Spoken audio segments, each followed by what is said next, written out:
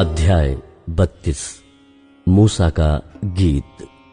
तब मूसा ने इस्राएल की सारी सभा को इस गीत के वचन आदि से अंत तक कह सुनाए। हे आकाश, कान लगा कि मैं बोलूं, और हे पृथ्वी, मेरे मुंह की बातें सुन। मेरा उपदेश मेह के समान बरसेगा और मेरी बातें ओस के समान टपकेगी। जैसे कि हरी घास पर झींसी और पौधों पर झाड़ियां, मैं तो यहोवा नाम का प्रचार करूंगा। तुम अपने परमेश्वर की महिमा को मानो।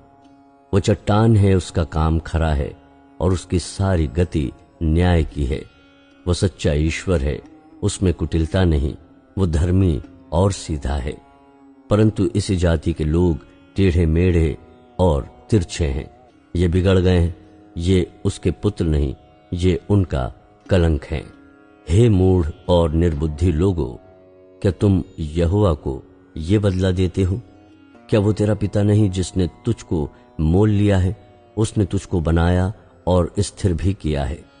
प्राचीन काल के दिनों को स्मरण करो, पीढ़ी पीढ़ी के वर्षों को विचारो। अपने बाप से पूछो और वो तुमको बताएगा। अपने वृद्ध लोगों से प्रश्न करो और वे तुझसे कह देंगे। जब परम प्रधान ने एक एक जाति को निज निज भाग बांट दिया और आदमियों को अलग अलग बसाया, तब उसने देश देश के लोगों की सीमाएं इस्राएलियों की गिनती के अनुसार ठहराई। क्योंकि यहोवा का अंश उसकी प्रजा है, याकूब उसका नपा हुआ निज भाग है। उसने उसको जंगल में और सुनसान और गरजने वालों से भरी हुई मरुभूमि में पाया। उसने उसके चारों ओर रहकर उसकी रक्षा की और अपनी आंख की पुतली के समान उसकी सुधि रखी। जैसे उकाब अपने घोंसलों को हिला हिलाकर अपने बच्चों के ऊपर ऊपर मंडलाता है, वैसे ही उसने अपने पंख फैलाकर उसको अपने परों पर उठा लिया।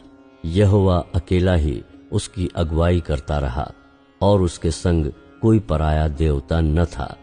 उसने उसको पृथ्वी के ऊंचे ऊंचे स्थानों पर सवार कराया और उसको खेतों की उपज खिलाई।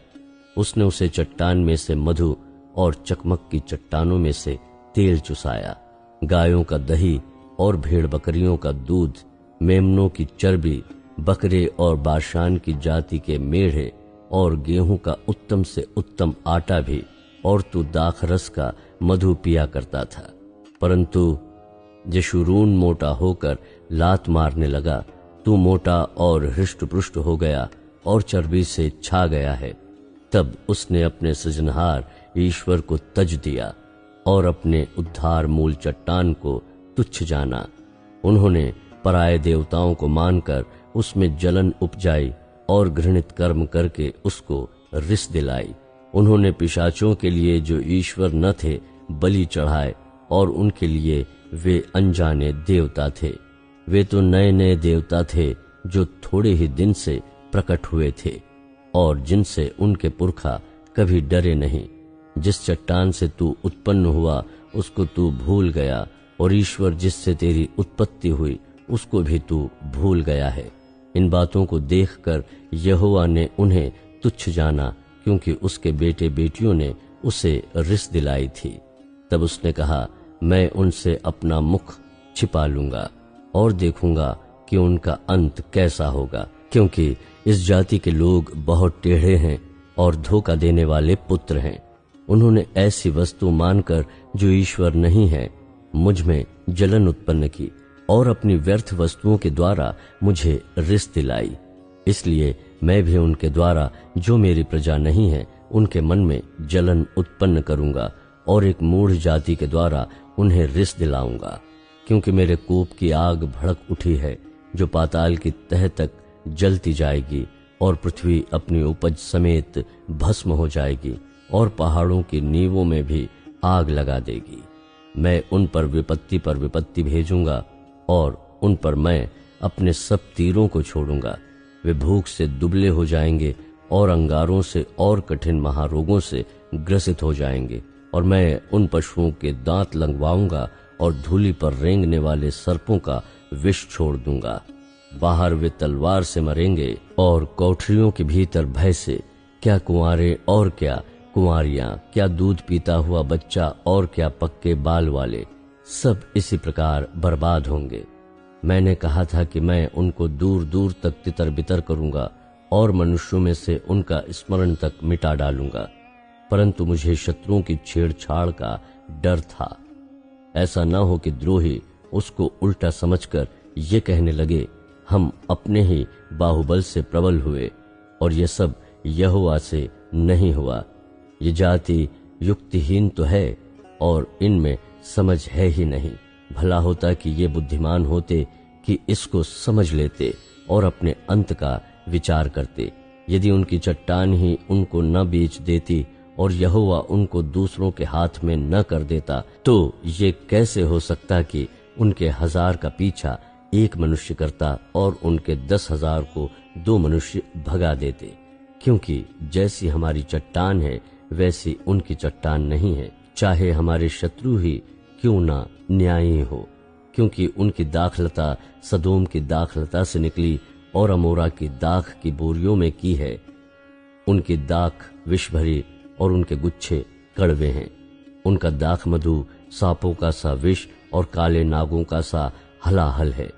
क्या ये बात मेरे मन में संचित और मेरे भंडारों में मुहर बंद नहीं है? पलटा लेना और बदला देना मेरा ही काम है। ये उनके पांव फिसलने के समय प्रकट होगा, क्योंकि उनकी विपत्ति का दिन निकट है और जो दुख उन पर पड़ने वाला है वे शीघ्र आ रहे हैं। क्योंकि जब यहोवा देखेगा कि मेरी प्रजा की शक्ति जाती रही और क्या बंधुआ और क्या स्वाधीन उनमें कोई बचा नहीं रहा, तब यहोवा अपने लोगों का न्याय करेगा और अपने दासों के विषय तरस खाएगा। तब वो कहेगा, उनके देवता कहाँ हैं, अर्थात वो चट्टान कहाँ जिस पर उनका भरोसा था, जो उनके बलिदानों की चर्बी खाते और उनके तपावनों का दाख मधु पीते थे। वे ही उठकर तुम्हारी सहायता करें और तुम्हारी आड़ हो। इसलिए अब तुम देख लो कि मैं ही वो हूँ और मेरे संग कोई देवता नहीं। मैं ही मार डालता और मैं जिलाता भी हूँ। मैं ही घायल करता और मैं ही चंगा भी करता हूँ, और मेरे हाथ से कोई नहीं छुड़ा सकता।